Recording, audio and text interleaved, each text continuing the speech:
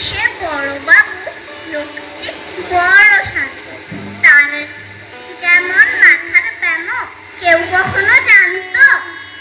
দিব্যি ছিলেন খোশ মেজাজে, চেয়ার খানিক চেপে একলা বসে ছিমছিমিয়ে হঠাৎ গেলেন খেপে। আর কে উঠে হাত পা ছুড়ে চোখটি করে বল। হঠাৎ বলেন, গেলুম গেলুম আমায় ধরে তোল। তাই শুনে কেউ বলতে ডাকে, কেউ বা হাঁকে পুলিশ, কেউ বা বলে কামড়ে দেবে সাবধানেতে তুলিস। ব্যস্ত সবাই এদিক ওদিক করছে ঘোরাঘুরি। বাবু হাঁকেন, ওরে আমার কোপ গিয়েছে চুলি।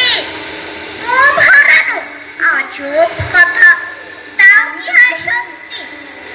কোপ জোড়া তো তেমনি আছে, কমেনি এক রত্তি। সবাই তারে বুঝিয়ে বলে সামনে ধরে আয় না, মোটেও কোপ হয়নি চুরি, কখনো তা হয় না।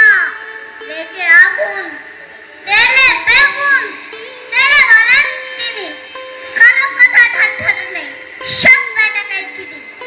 নোংরা ছাটা, ঠ্যাকরা ছাটা, বিচ্ছি গায়ে ময়লা, এমন গোস্ত রাখতে যায়নি শ্যামবাবুদের কয়লা। এ গোস্ত যদি আমায় বলিস, করবো তোদের জবাই। এই না বলে রনিমারা বললেন তিনি সবাই। ভীষণ রেগে বিষম খেয়ে দিলেন লিখে খাতায়, কাউকে বেশি লাই দিতে নেই, সবাই চড়ে মাথায়। অফিসের এই বান্দর